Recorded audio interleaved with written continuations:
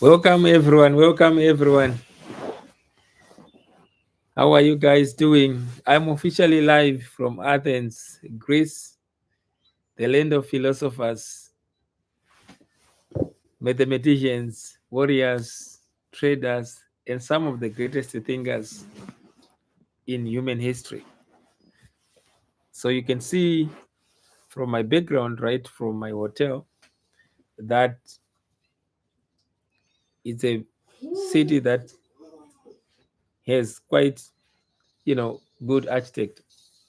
So before we go any further, do me a favor, drop a comment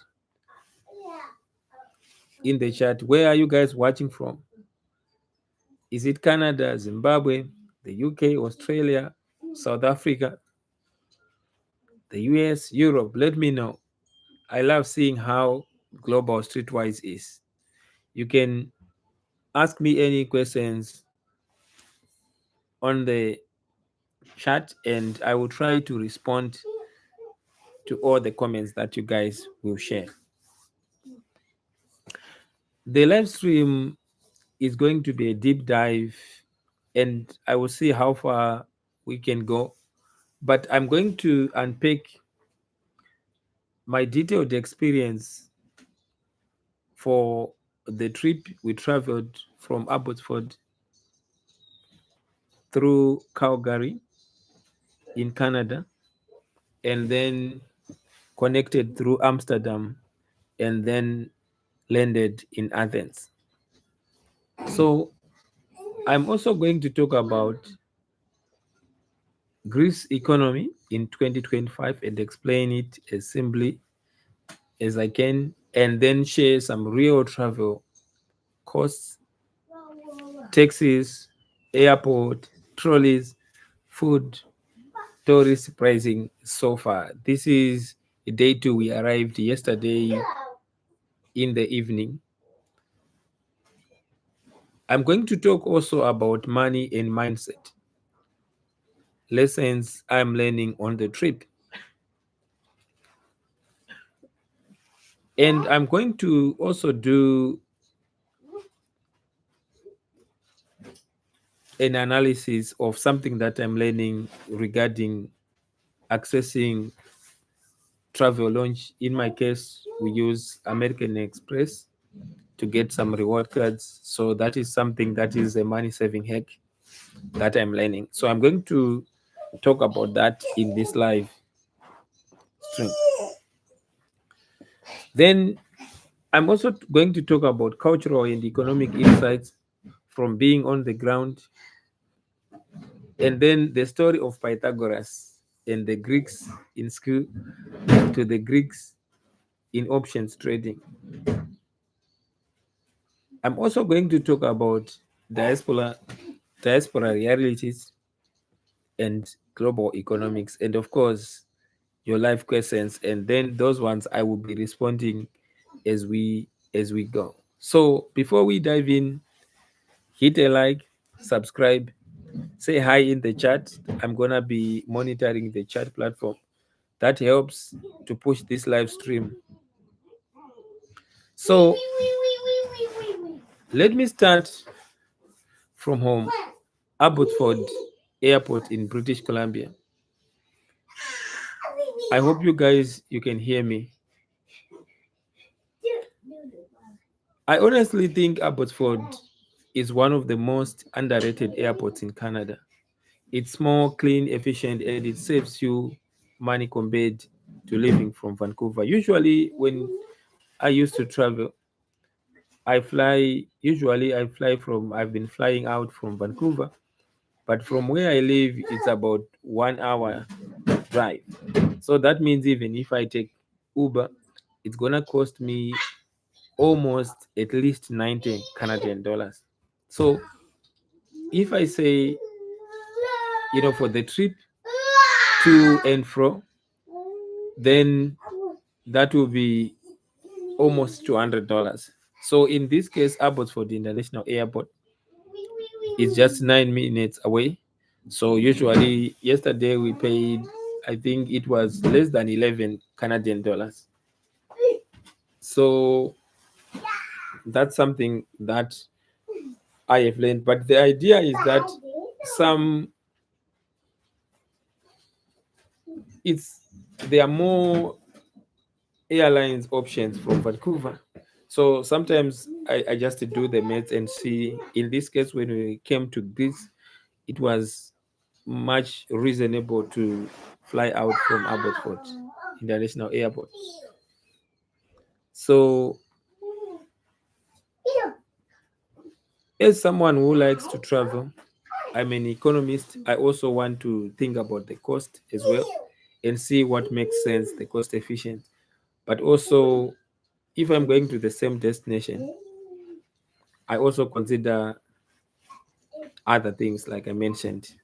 So in this case, it made sense. So, question for you guys: have you ever flown from a smaller airport just to save money?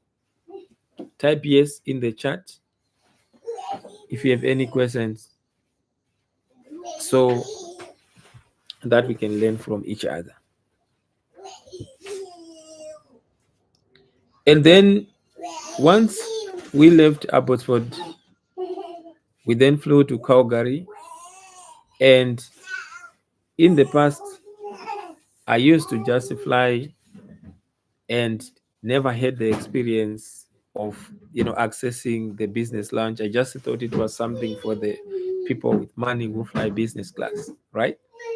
So the catch here has been that I used to pay 40 or 50 US dollars for food at the airport easily, sometimes even more depending on the airport and layover time. But then I discovered something that genuinely changed my travel experience.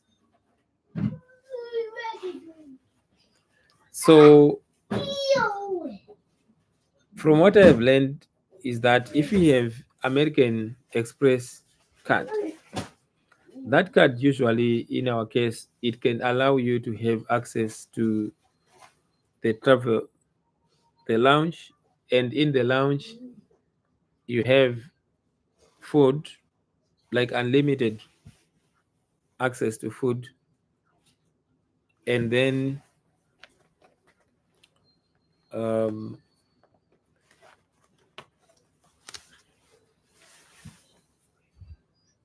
the good thing also is that you can also network with other people, right? Because mostly those people who are in the business lounge are people who fly business class. So you can connect with people.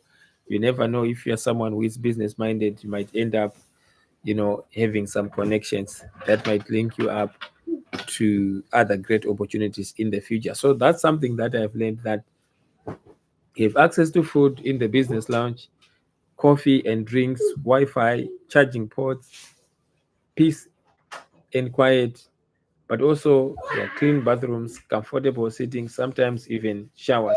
So you pay either with points, or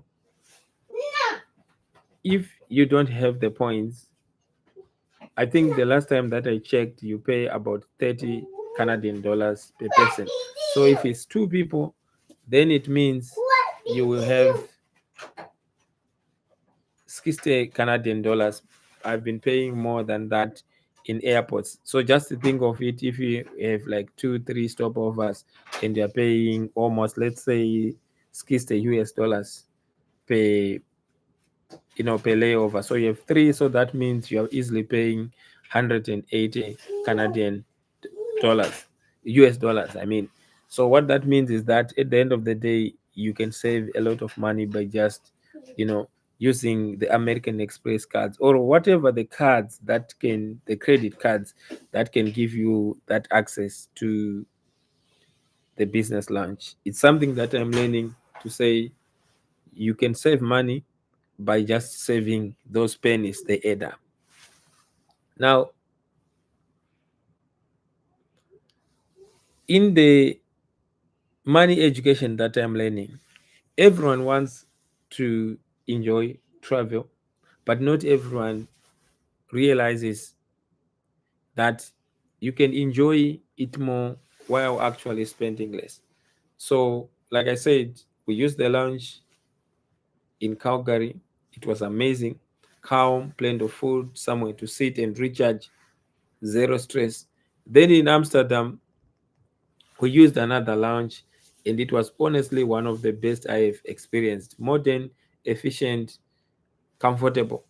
So, if you want me to make a full video about the airport lounge experience and also how I navigate through that, the hacks around that, let me know in the comments and I can consider doing that. If you haven't subscribed, also make sure you subscribe so that this channel can grow. Now,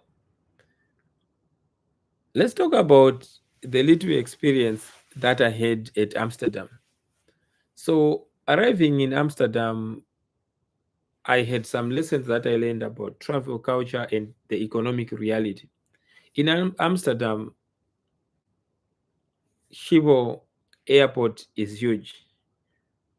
You really feel the heartbeat of European travel. When we arrived, as we were landing, it was mostly covered with fog, so I didn't get to see a lot of it, the area of view.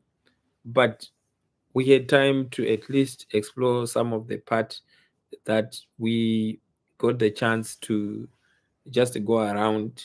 It's not very, very big, but clearly I could see that it is advanced systems.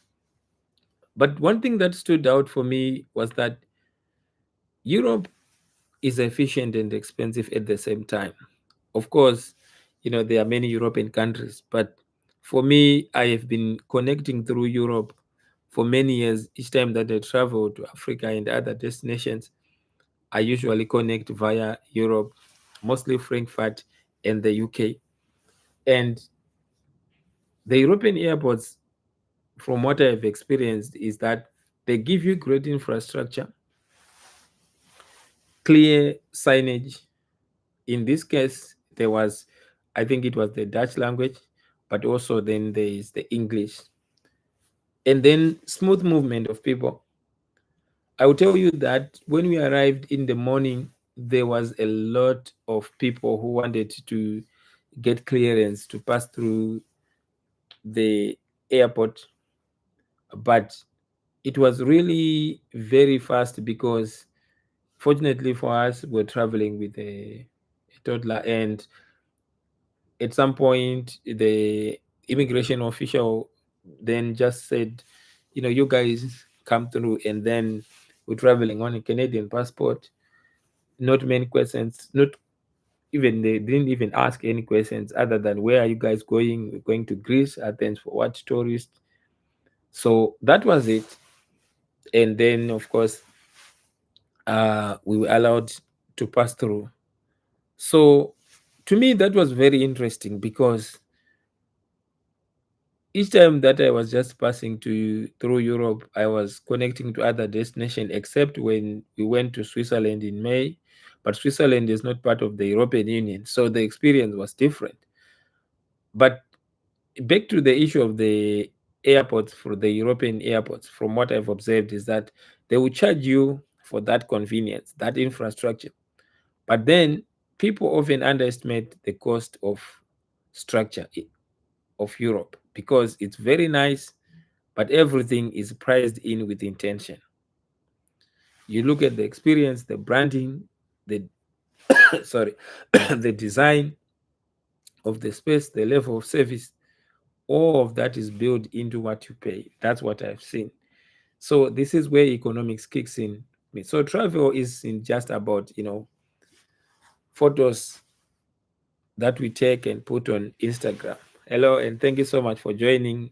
If you have any comments, make sure you comment and ask any questions on the chat section, on the messaging section. So I was just talking about the experience at Amsterdam. So has anyone traveled through Amsterdam? If yes, please type in the comment. Amsterdam, so that maybe you can also share with me some of the experiences that you have had. So let me move on to the experience that I actually had when I moved on to Greece. The flight took about 3 hours, and when we landed in Athens, I was fully prepared for immigration. Passport checks, stamps, questions, long lines, especially that the flight was almost full. It was not really like full, but guess what? There was none. No immigration counter, no queue, no questions, nothing. So to me, in my mind, I was used to the fact that I had to go to immigration counter. So in this case, there was nothing, no questions. So we just walked it through and then got our bags. So it's because this is the Schengen zone, right?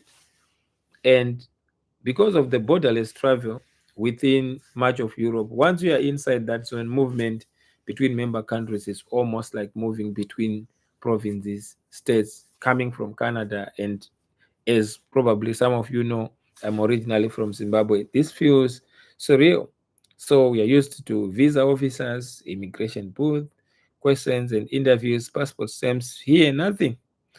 This shows the power of regional integration, a group of countries agreeing to function as one big travel and economic area. And the benefits are great: free movement of workers, easier movement of capital, easier movement of tourists, less friction at borders, more economic activity as well. So, no wonder Europe dominates global tourism. Would you feel comfortable with a system like that in your region? If yes, please type in the comments. And if no, let me know why you would be hesitant to have that. So let me tell you guys another shock that I experienced: the €1 shock for a trolley plus the €75 tax fare. Now, this was more like the real economics lesson, because we needed a trolley at the airport, and most of the time I just see the trolleys and I just pick up the trolley and put my bags and push the trolley. And sometimes even if there is need to pay, if it's too heavy or something like that, then I once did that at Vancouver International Airport. So in this case, I wanted to get the trolley, then turns out that I had to pay money to get the trolley, €1. That was very interesting. And that's the importance of also having some money that is, like having some coins or a smaller denomination. So we got that, we paid that €1, and that was an economics lesson, because we needed a trolley at the airport. In Zimbabwe, trolleys are typically free. In Canada, they are usually free, like I have seen, as also in other airports. In the US, sometimes you pay, but it's not that common. Now, in Greece, €1 for a trolley. This was honestly my first time ever being asked to pay and paying for a trolley in all my travels. So at first I was like, why am I paying €1 to push my own bags? Then the economist in me kicked in. Nothing is truly free. Someone designed the trolley, someone manufactured it, someone maintains it, organizes it, and then they're also packed. They collect, someone collects them. So there's a real economy around that. There's a business model behind those trolleys as well. So they need to be replaced as and when they are damaged. So in Europe, from what I'm just observing, hopefully I'm gonna travel to other countries more and learn. I like to observe. But what I observed and my takeaway was that here they just don't pretend those costs don't exist. They simply pass the cost directly to the user. So that was the experience that I got by having to pay €1 for that trolley. And Then after we passed it through, we then had to take the taxi to the hotel where we are currently staying. And I had looked up online and I saw that on average it would cost 40 euro to take the taxi during the day and slightly higher during the night. So when we arrived, then I realized that it was much higher than that. Actually, we paid 75 euro. So that's something that I'm learning. When I'm traveling, I always like to have, a budget, but also I'm flexible to say if there is more. So my greatest takeaway is that probably I could have arranged for the shuttle with the hotel where we are staying because they had cheaper options. I tried to do that, but it was costing about 40 euro. But the problem was that I wasn't sure what time we were going to arrive and get through the immigration. I was assuming that we were going to go through immigration. So I ended up paying 75 euro, and that's it, right? That's how you learn, right? So we paid 75 euro to travel from the Greek, from Athens International Airport to Prebus, where we are currently staying. So that was very interesting because, of course, the transport, sometimes I just use Uber, but in this case, I actually noticed that Uber was even way more expensive. So that's why I just decided to just do those metered taxis. And the guy was very nice, he even helped us when we got to the hotel. And with the bags, he was super nice, but he wasn't fluent in English. So most of the time, I was just taking my videos, and we were not having conversation other than just a few things that we would talk about. So far, Greece is still cheaper than places like Switzerland, but it's not a budget destination like some people might imagine.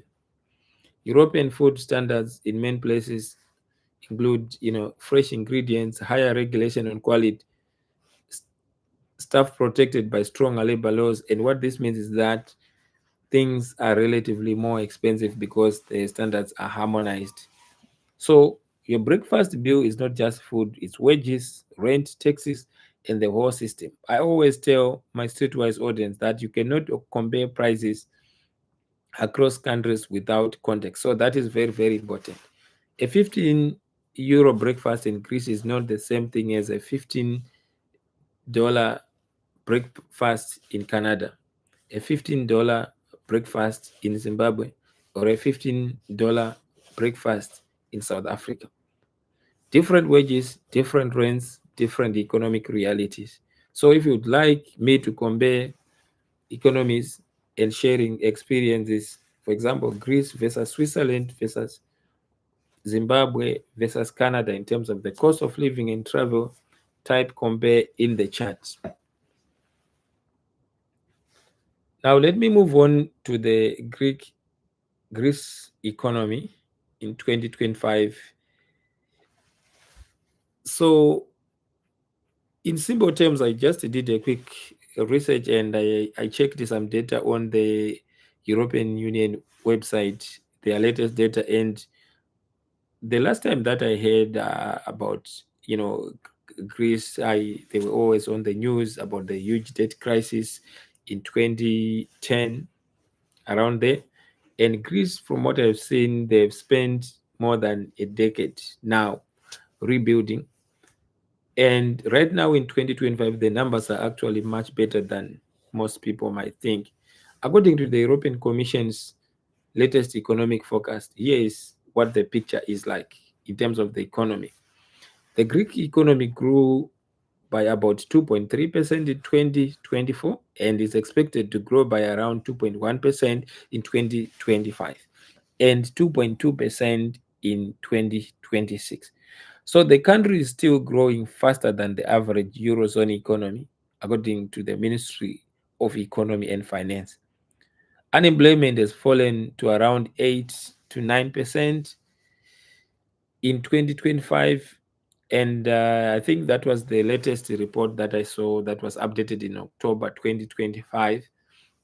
But still, this is the lowest Greece has ever had since before the financial crisis.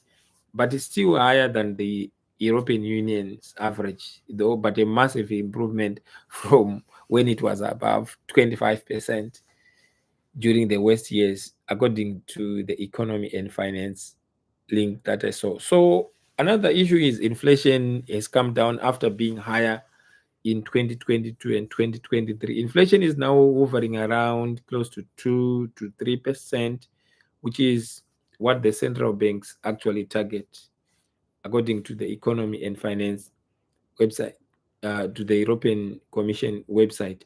So what happens is that the government is running a budget surplus, right, of just 1% of GDP, meaning that the state is actually earning more than it spends on its day-to-day budget.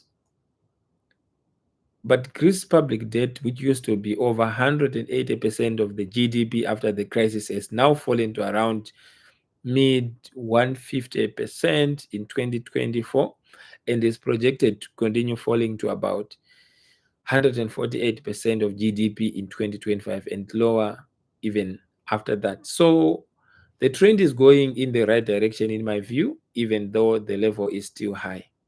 Now let's talk about tourism because that connects directly with what people are experiencing on the ground here. In 2024, Greece welcomed more than 40 million tourists and generated over 21 to 22 billion in tourism revenue. That's a record. I read this on the newsletters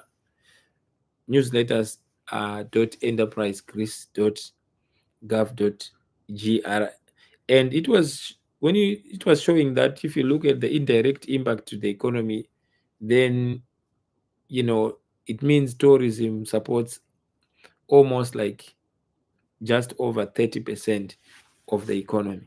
But when you look at the direct impact to the economy, you're looking at about 13% in the Greece's economy. So that means when you pay 75 euro, like I did for tax, $15 for breakfast, €1, sorry, 15 euro for breakfast, €1 for the trolley, hotel bills, museum entries, as I will do,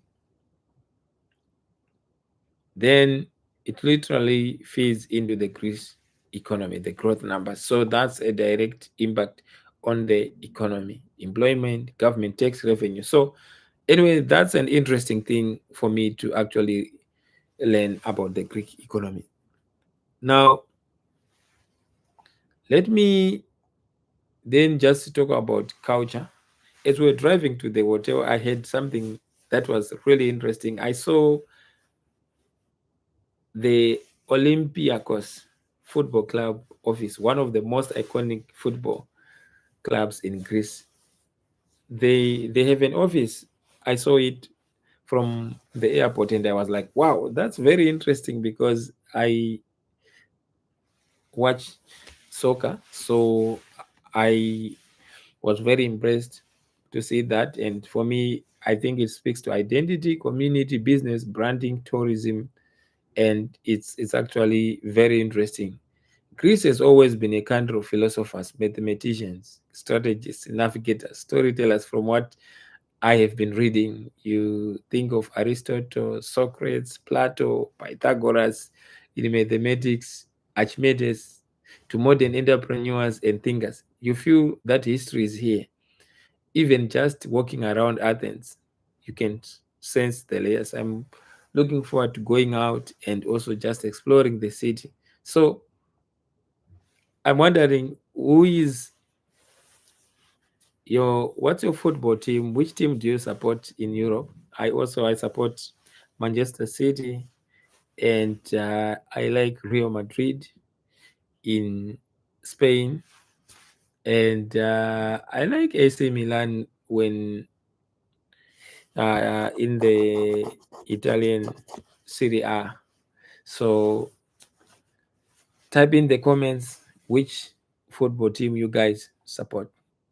Now, let me talk about the connection of Greece from my experience. For me, this is more like a full circle. I grew up in Zimbabwe, and I remember studying Pythagoras theorem in mathematics and the Pythagoras theorem, right? And at the time, Greece was just a place in the textbooks. So fast forward years later, I started trading options, and suddenly I'm dealing with Greeks, and those who trade options, they know like delta, gamma, theta, vega, rho. Those are Greek letters, and they're all Greek letters. But when I'm trading options, I'm just thinking about how sensitive they are to price, how time decay works, how volatility affects them.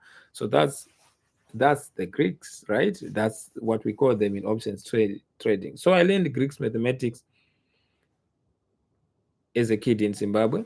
I used Greek letters for options trading, and now I'm live in Greece talking about the global money and the economics. How cool is that?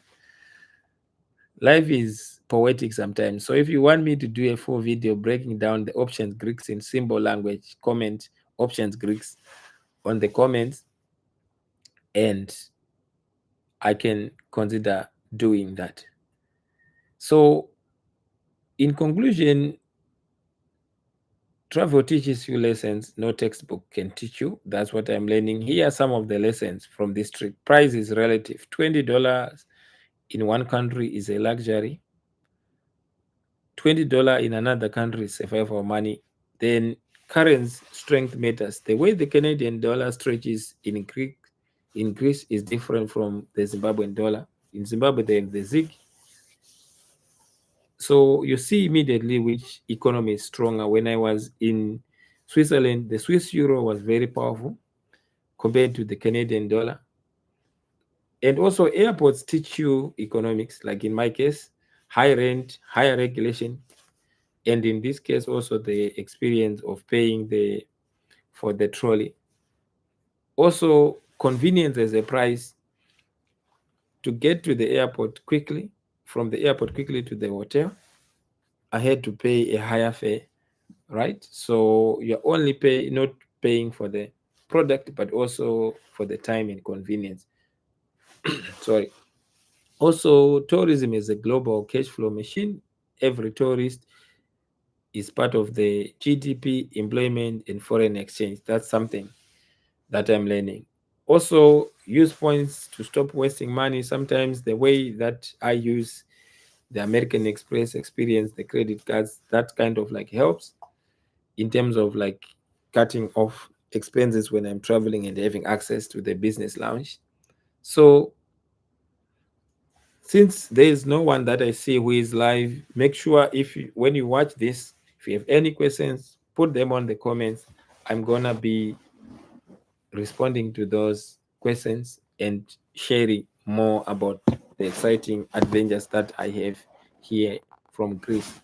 With that, thank you so much, guys, for watching. Make sure you share, you like, and help this channel grow. And also check out my website, www.streetwiseeconomics.com. Thank you so much for watching this. I will see you in the next live stream. And also check out some of the videos that I have on the channel. I have some upcoming videos that should be exciting for you guys. Bye bye for now. I will see you on the next one. Thank you. Bye bye for now.